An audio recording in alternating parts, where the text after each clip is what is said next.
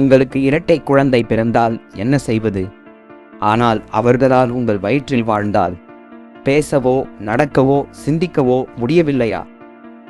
ஒரு அறிவியல் புனைகதை திரைப்படமாக தெரிகிறது, சரியா? ஆனால் ஜீன் லிபேராவின் நிஜ வாழ்க்கை இது.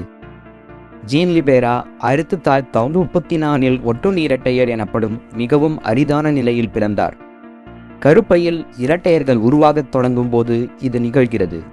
ஆனால் ஒன்று முழுமையாக உருவாகாது மற்றும் உடல் ரீதியாக மற்றொன்றை சார்ந்திருக்கும்.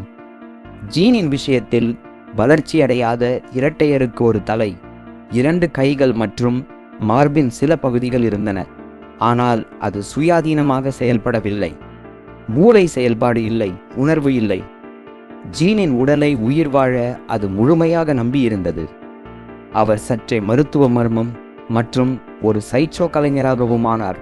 பெரும்பாலும் 2 உடல்கள் கொண்ட மனிதராக காட்சிப்படுத்தப்பட்டார்.